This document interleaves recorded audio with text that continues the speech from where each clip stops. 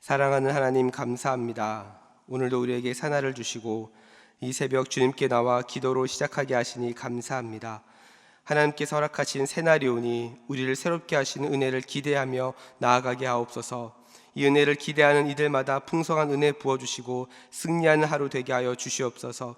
그래서 우리가 함께 고백한 이 찬양처럼 우리가 날마다 주님과 동행하게 하시고 우리를 붙드시고 우리가 주님 앞에 견고히 설 수 있는 은혜를 이 시간 허락하여 주시옵소서. 하나님, 우리 대전중앙교회를 위해 기도합니다. 우리 교회 모든 사역을 붙잡아 주시고 모든 사역마다 풍성한 은혜를 맛보는 하나님, 우리 대전중앙교회가 되게 하여 주옵소서.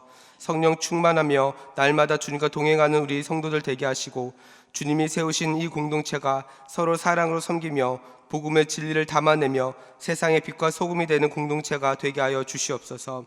이 시간 환우들을 위해 또한 기도합니다. 육체적으로 영적으로 어려움 가운데 있는 성도들을 위로하시고 하나님의 능하신 손으로 모든 연약한 부분을 회복시켜 주옵소서. 그리하여 약할 때 강함 되시는 하나님을 경험하게 하시고 함께 돌보며 기도하는 가족들도 살아계신 하나님을 간증하는 시간 되게 하여 주시옵소서. 이 시간 말씀을 함께 듣습니다. 말씀을 전하는 자나 듣는 자 모두 이 진리의 말씀 위에 굳게 서게 하시고 하나님 말씀으로 들리는 은혜를 주시며 말씀대로 역사하시는 살아계신 하나님을 만나는 은혜를 허락하여 주옵소서. 이 모든 말씀 거룩하신 예수님의 이름으로 기도하였습니다. 아멘. 우리 시간 함께 하나님 말씀 보겠습니다. 함께 보신 말씀 출애굽기 30장 11절부터 21절까지 말씀입니다. 함께 보신 말씀은 출애굽기 30장 11절부터 21절까지 말씀입니다. 출애굽기 30장 11절부터 21절까지 말씀, 저와 여러분이 한 절씩 교독하겠습니다. 제가 먼저 읽습니다.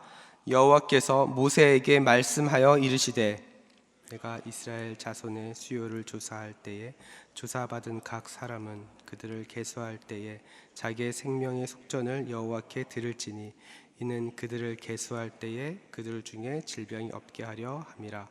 무릇 계수 중에 드는 자마다 성소의 세겔로 반세겔을 낼지니 한 세겔은 20개라. 그 반세겔을 여호와께 드릴지며 자 곧 20살 된 이상 된 자가 여호와께 드리되 너희의 생명을 대속하기 위하여 여호와께 드릴 때에 부자라고 반세겔에서 더 내지 말고 가난한 자라고 덜 내지 말지며 너는 이스라엘 자손에게 속전을 취하여 회막 봉사에 쓰라. 이것이 여호와 앞에서 이스라엘 자손의 기념이 되어서 너희의 생명을 대속하리라. 여호와께서 모세에게 말씀하여 이르시되 너는 물두멍으로 놋을 만들고 그 받침도 놋으로 만들어 씻게 하되 그것을 회막과 제단 사이에 두고 그 속에 물을 담으라. 아론과 그의 아들들이 그 두멍에서 수족을 씻되 그들이 회막에 들어갈 때에 물로 씻어 죽기를 면할 것이요 제단에 가까이 가서 그 직분을 행하여 여호와 앞에 화제를 살 때에도 그리할지니라. 함께 읽습니다. 이와 같이 그들이 그 수족을 씻어 죽기를 면할지니 이는 그와 그의 자손이 대대로 영원히 지킬 규례니라. 아멘. 할렐루야. 아멘은. 오늘도 이 새벽에 주님께 나와 하나님 예배하는 우리 모든 성도님들 주님의 이름으로 환영하고 축복합니다. 오늘 함께 읽으신 이 말씀을 통해 여러분을 향하신 하나님의 뜻과 은혜가 깨달아지는 시간 되기를 축복합니다. 저는 오늘 함께 읽으신 이 말씀 가지고 구원과 거룩의 은혜, 구원과 거룩의 은혜라는 제목으로 함께 말씀을 나누겠습니다. 오늘 우리가 읽은 이 본문은 하나님께서 모세에게 크게 두 가지를 말씀을 하셨습니다. 첫 번째는 생명의 속전세를 내라는 것이고 두 번째는 물두멍을 만들라는 말씀입니다. 먼저 이 생명의 속전세라고 하는 의미는 생명을 대신해서 지불하는 돈을 말하는데 여기서 말하는 이 속전이라고 하는 뜻은 이 덮는다라는 의미를 가지고 있습니다. 무엇인가 대신해서 그의 죄를 갚아줌으로써 그의 죄가 덮이게 된다는 의미이죠. 그래서 이 단어에서 대속의 의미도 사실은 포함되어 있습니다. 하나님은 출애굽을 할 때 이스라엘 장자들이 죽지 않은 것에 대해서도 다른 짐승으로 대속하라고 말씀을 하셨죠. 또한 하나님께서는 처음 태어난 레위인들도 이것은 모두 다 자신의 것이라고 말씀을 하셨습니다. 그런데 오늘 본문은 이 대속에 대해서 생물이 아닌 물건으로 그의 생명값을 내라고 지불하라고 하셨는데, 이것이 바로 생명의 속전세를 이야기를 하는 것입니다. 그래서 이 생명의 속전세는 하나님께서 이스라엘 백성들의 죄를 덮으시고 영원히 죽을 수밖에 없는 그 상태에서 구원하신 것을 감사드리는 일종의 헌금이라고 볼 수 있습니다. 그래서 이 생명의 속전세를 내면 하나님께서는 이스라엘 백성들이 질병에 걸리지 않도록 하나님께서 그 백성들을 보호하신다는 것이 오늘 본문의 내용이기도 하죠. 실제로 사무엘상 24장 15절 말씀을 보면 다윗이 인구조사를 하면서 재앙을 받아서 7만 명이 죽게 됩니다. 그런데 그 이유가 무엇이냐면 바로 이 속전세를 내지 않아서 하나님께서 전염병을 내리신 것으로 성경은 기록을 하고 있죠. 또한 오늘 보면 16절을 보면 이 속전세를 내는 것을 이스라엘 자손들에게 기념이 되게 하라고 말씀을 하고 계십니다. 이 기념하라고 하는 것은 잊지 말라는 의미죠. 지키라는 뜻입니다. 무엇을 잊지 말아야 할까요? 이스라엘 백성들이 이 속전세를 내므로써 하나님께서 우리의 생명을 지켜주신다, 하나님께서 모든 질병으로부터 우리를 보호해 주신다라고 하는 이것을 잊지 말라는 것입니다. 이것이 바로 첫 번째 의미이고요. 두 번째로는 물두멍에 대해서 이야기를 하고 있습니다. 이 물두멍은 성막 마당의 번제단과 성소 출입문 사이에 위치한 노수로 만든 대야라고 보시면 됩니다. 우리 시골에서 대야라는 말을 종종 쓰는데 이 대야에다 물을 받고 세수도 하고 몸을 씻기도 하죠. 그런 것처럼 이 물두멍이 그런 역할을 하는 겁니다. 이 물두멍은 제사장이 이제 제물을 잡을 때마다 손과 발이나 이런 것에 피나 오물들이 많이 묻게 되고 또 다리나 이런 발에 많은 흙이나 먼지들이 묻어 있게 되는데, 그들은 성소를 출입을 하기 전에 이 물두멍에서 손과 발을 씻어야만 했습니다. 왜냐하면 하나님 앞에 거룩하게 나아가야 했기 때문이죠. 그래서 몸을 씻지 않고 그냥 나아가면 죽게 되어 있었습니다. 사랑하는 우리 성도 여러분, 자, 그렇다면 오늘 본문의 이 본문의 생명의 속전세와 이 물두멍이 오늘날 우리와는 어떤 관련이 있을까요? 바로 구원과 거룩이 여기에 담겨져 있습니다. 생명의 속전세가 구원을 의미한다고 한다면 물두멍은 바로 거룩을 우리에게 알려주고 있는 것이죠. 베드로전서 2장 9절 말씀을 보면 구원받은 백성을 우리에게 왕같은 제사장이다, 이렇게 이야기를 하고 있습니다. 다시 말해서 구원받은 하나님의 백성들은 모두 다 구별된 삶을 살아야 하는 것이죠. 그렇다면 지금 이 시대에 우리에게 허락하신 이 구원과 거룩의 은혜를 우리는 어떻게 유지할 수 있겠습니까? 어떻게 우리가 구원받은 하나님의 백성으로서 구별된 자로, 거룩한 자로 살아갈 수 있을까요? 사실 이것에 대한 답은 바로 하나밖에 없습니다. 바로 예수 그리스도를 붙잡는 것입니다. 우리가 주님께 붙잡혀 있을 때, 그리고 우리가 주님을 붙잡을 때에 우리는 구원과 거룩의 삶을 유지할 수 있습니다. 여러분, 예수님을 붙잡는다라고 하는 것 어떤 의미일까요? 여러분은 예수님을 어떻게 붙잡고 계신가요? 보통 부모들은 이제 어린아이를 데리고 밖에 나가는 경우들이 있습니다. 저도 그런데요. 어린아이를 데리고 밖에 나갈 때 부모님들은 어떻게 하시나요? 아이의 손을 꼭 잡고 있습니다. 왜냐하면 이 손을 놓는 순간 바로 사고로 이어질 가능성이 매우 크기 때문에 그렇습니다. 만약 손을 놓는다고 하더라도 안전한 장소라는 것이 확인이 된 다음에 그 다음에 부모가 보이는 선 안에서, 부모의 시선 안에서 아이가 놀 수 있도록 해주죠. 그래서 놀이터에 가면 어떻습니까? 놀이터에 가면 아이들이 자유롭게 놀 수 있습니다. 그러나 부모는 항상 부모의 시선은 항상 아이에게 가 있는 것이죠. 이런 맥락에서 예수님의 손을 붙잡는다라고 하는 것은 바로 우리 주님이 정하신 그 기준 밖으로 나가지 않는 것을 말합니다. 왜냐하면 그 주님이 만드신 기준 안에 있을 때 아이들이 자유롭게 노는 것처럼 우리도 주님 안에 있을 때 우리가 자유롭게 그 은혜를 누릴 수 있기 때문에 그렇습니다. 그렇다면 주님께서 우리에게 허락하신 기준이라는 것이 무엇이겠습니까? 바로 말씀인 것이죠. 다시 말해서 우리의 삶이 말씀 안에서 붙잡혀 있을 때, 하나님의 말씀 안에 붙잡혀 있을 때 우리는 그 안에서 참된 은혜를, 참된 자유를 누릴 수 있게 되는 것입니다.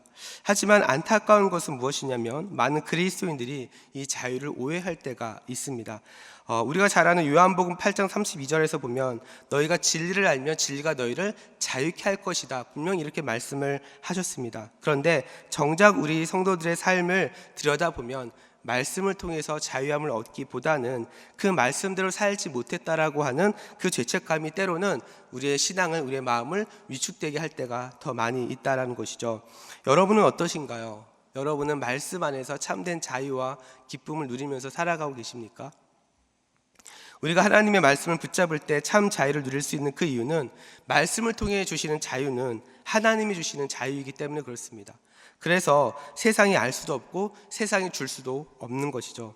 만약 여러분이 이 자유를 느껴보셨다고 한다면, 만약 여러분이 이 자유를 느끼면서 살아가고 계신다면 여러분은 하나님의 손에 붙들린 바 된 사람입니다. 여러분은 하나님과 동행하면서 살고 있다는 것이죠. 그런데 반대로 만약 여러분이 이 말씀 안에서 참된 자유를 느끼지 못하고 계셨다고 한다면 그것은 여러분이 세상 가운데 속해 있을 가능성이 더 높다는 것입니다. 세상에서 말하는 자유가 무엇일까요? 경제적 자유를 말합니다. 육체적 자유를 말합니다. 정서적 자유를 이야기를 합니다. 그래서 자신이 먹고 싶을 때 먹고, 쉬고 싶을 때 쉬고, 여행 가고 싶을 때 여행 가는 것, 이것이 행복이라고 말하죠. 물론 사람들은 이런 시간을 통해서 진짜 자유와 또 행복감을 느끼기는 합니다. 그런데 여러분, 이것은요, 감정적인 행복입니다. 행복감입니다. 자유하는 것을 느끼는 것입니다. 그래서 이런 느낌들은요, 오래 가지 못하는 거죠. 시간이 지나면 사라지는 것입니다. 그런데 반대로 진리가 우리에게 주는 자유가 무엇일까요? 바로 진리 되시는 주님께서 우리에게 주시는 자유입니다. 주님께서 우리에게 주신 자유는 무엇입니까? 이 자유는요, 죄와 심판과 어둠과 사망에서, 이 모든 것에서 해방이 되는 것입니다. 그래서 성경에서 말하는 자유는 단순히 현실 도피가 아닌 것이죠. 오히려 더 현실적이고 단순한 감정을 넘어서서 참된 소망과 참된 기쁨을 우리에게 허락해 주는 것입니다. 그래서 이 진리를 따라 사는 사람들은 그 삶 자체가 다른 것입니다. 세상에 매여 있지 않습니다. 비교하지 않습니다. 세상의 기준에 따라가지 않는 것입니다. 왜냐하면 참된 자유는 오직 예수 그리스도께 있기 때문에 그렇습니다. 이 진리를 따라 사는 사람들은 그래서 어떻습니까? 오늘 본문의 생명의 속전을 드리며 거룩하게 구별된 삶을 사는 사람들인 거죠. 예수 그리스도의 복음의 진리로 우리의 생명은 깨끗하게 속전되었습니다. 또한 제사장이 물두멍에서 손발을 씻고 자신을 깨끗이 하는 것처럼 우리는 예수 그리스도의 보혈로 우리는 이미 깨끗해진 사람들인 거죠. 그래서 우리가 예수님만 붙잡고 있다면, 우리가 그 주님만 붙잡고 주님과 동행하고 있다면 구원의 은혜, 거룩한 삶을 우리는 언제든지 살아갈 수 있습니다. 넘어지더라도, 때로는 우리가 그렇게 살지 못한다 할지라도 이미 주님께서 우리를 위해서 행하신 그 은혜를 기억하며 다시 일어날 수 있는 거죠. 요한복음 15장을 보면 우리가 너무나도 잘 알고 있는 포도나무와 그 가지의 비유가 등장을 하죠. 여기서 주님께서 뭐라고 말씀하셨습니까? 요한복음 15장 5절 말씀을 보면 나는 포도나무요 너희는 가지라. 그가 내 안에 내가 그 안에 거하면 사람이 열매를 많이 맺나니 나를 떠나서는 너희가 아무것도 할 수 없음이라. 무슨 말입니까? 예수님을 떠나지 말라는 것입니다. 오직 예수님만 붙잡고 있으라는 것입니다. 예수님만 꼭 붙잡고 있을 때에 우리의 삶 가운데 하나님께서 허락하신 그 열매를 우리는 맛볼 수 있다라는 겁니다. 우리가 이 사실을 인정할 때, 우리가 주님을 떠나서는 아무것도 할 수 없는 이 존재라고 하는 것을 인정할 때 하나님께서 우리가 허락하신 은혜와 자유를 풍성하게 누릴 수 있게 될 줄로 믿습니다. 그래서 신앙생활을 하다가 넘어져도 이미 주님께서 십자가에서 지불하신 그 죄의 값과 또한 십자가에서 흘리신 보혈로 우리는 언제든지 다시 일어날 수 있는 것입니다. 그래서 저는 우리 대전 중앙의 모든 성도들이 이 사실을 믿고 오직 주님만을 붙잡고 살아가는 인생이 되기를 주님의 이름으로 축복합니다. 그래서 오늘 하루도 그 하나님과 동행하시고 하나님 안에서 승리하시고 하나님 은혜 가운데 풍성하게 들어가는 여러분의 삶이 되기를 주님의 이름으로 축복합니다. 우리 시간 함께 기도하며 나아가겠습니다.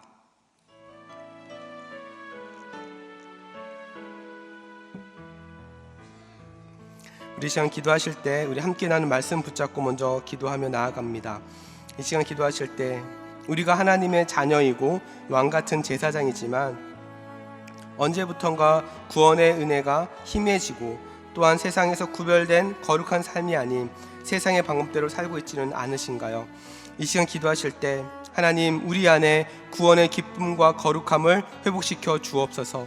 영적 침체에 빠져있는 우리의 영적인 상태를 불쌍히 여기시고 주님을 떠나 있는 우리의 모습에서 다시 한번 주님만 바라보고 주님만 붙잡는 인생으로 살아가게 하여 주시옵소서.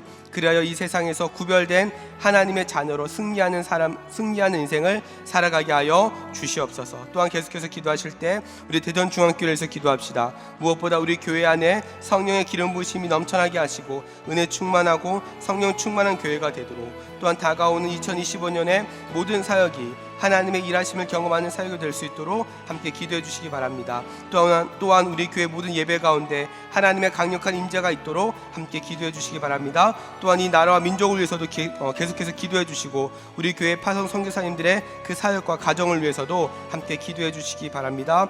이 시간 기도하실 때 우리 주여 한번 부르고 합심으로 기도하며 나아갑니다. 주여. 사랑과 은혜가 풍성하신 하나님 아버지 감사합니다. 오늘도 우리에게 새날 주셔서 하나님 앞에 기도하며 또한 주님의 이름을 부르며 이 하루를 시작하게 하시니 감사합니다.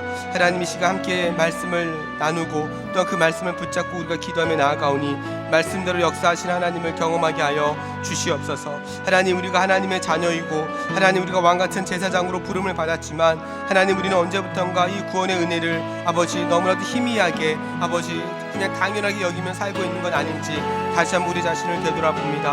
하나님, 우리가 구원받은 하나님의 백성으로서 또한 정말 이 땅을 살아갈 때 이 세상에서 구별된 거룩한 하나님의 백성으로 살아가게 하여 주시옵소서. 그리하여 하나님 오늘 본문에서 말씀하신 것처럼 하나님 우리의 생명의 속전세를 이미 지불하시고 또한 우리를 이미 거룩하게 하신, 우리를 깨끗게 하신 그 예수 그리스도의 은혜를 힘입어 다시 한번 주님 앞에 담대히 나아가는 은혜를 허락하여 주시옵소서.